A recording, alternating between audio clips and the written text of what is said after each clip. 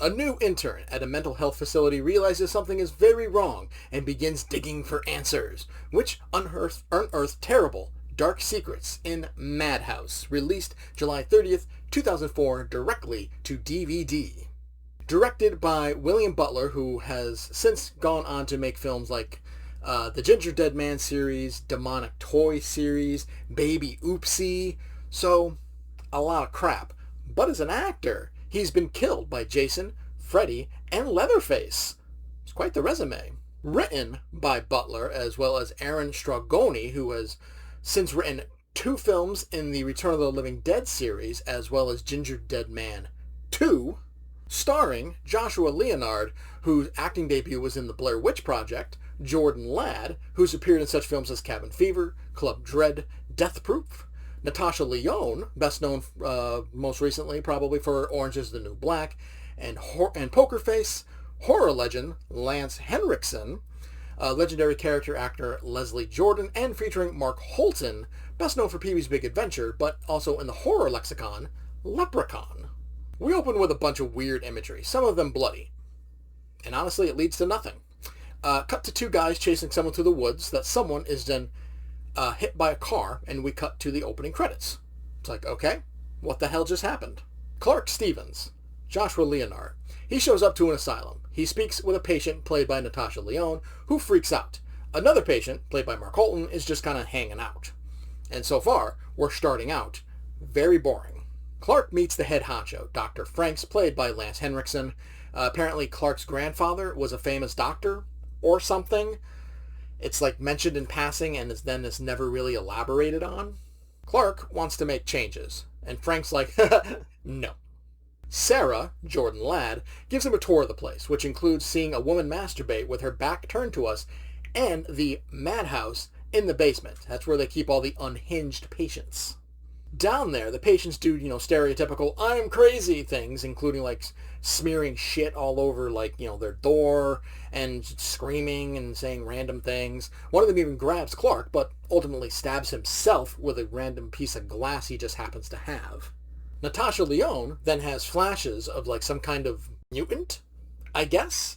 I mean, the person's face is all like weird, so we don't know if it's like a disfigured person or if it's a mutant or what's going on, because again, never elaborated on. Then she's tased for refusing to take her meds, and that is apparently not at all a red flag to anybody in this asylum. Dr. Morton, Leslie Jordan, he tells a story of a patient who escaped, but who also jumped out the window and died. So did they escape the asylum, or did they jump out of a window of the asylum and die? You can't really have it both ways here. But there is a patient down in the basement who's like super wisdomy for some reason, and maybe that's this person? Soon, someone pushes the head nurse down the stairs, straps her to a chair, puts like the electroshock things to her like brain, and shocks her until she bites off her own tongue and dies. It's a pretty decent scene, though it's honestly kind of ruined by like death metal. And, while I'm not a death metal fan, if it fits the scene, it fits the scene. I'm all for it. But it just kind of felt completely out of place. Turns out Sarah is also schizophrenic out of nowhere, and she's taking the same antidepressants as the patients are, but it's a different color. So, naturally, Clark steals some, and he sends them to a friend who just happens to work at a lab. Turns out they're placebos. So what's going on here? Clark and Sarah have some sexy time because, it's a horror movie. Gotta have some sexy time, though there's no nudity. Dr. Morton sees them and decides that it is a good time not to report them, but to go to the kitchen and get some meatloaf. And for his trouble, somebody with an axe just chops off half of his head. There's a ghost kid just randomly running around this place, and he tells Clark that the killer is Sarah. But, shocker, there's no wisdomy patient in that cell in the basement. It's just crazy Clark. Turns out he is the patient who escaped, and he is the killer. He's the one that was running in the beginning of the movie and got hit by a car. It's like, okay, we've come full circle, but the big reveal, you kind of see it coming with the way Clark acts throughout the movie, and it's really dumb.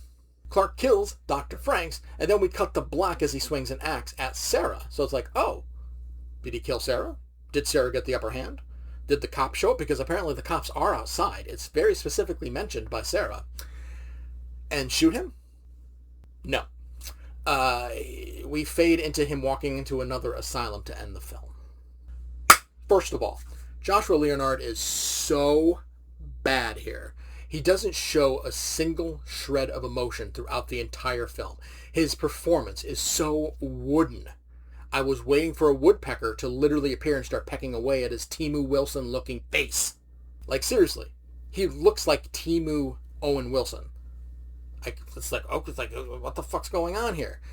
The acting in general isn't great, but Leonard is just a special kind of bad.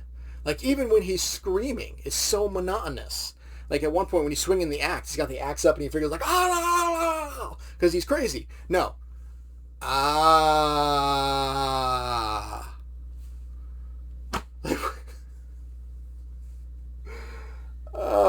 What are you doing? Anyway, the flashes we get in the beginning of the movie and the ones Natasha Lyonne gets just tell us nothing, and they lead to even less. The drugs are placebos thing also leads to just nothing. Plenty of speculation, but nothing that leads to, like, anything. Like, why were the patients given placebos? We never find out. The big twist you can see coming from a mile away, and Leonard's terrible performance makes the big reveal worse. The story just doesn't make a lick of sense from beginning to end. Everything about this movie is bad, and unfortunately, it's not a fun bad. It's just bad. I give Madhouse an F.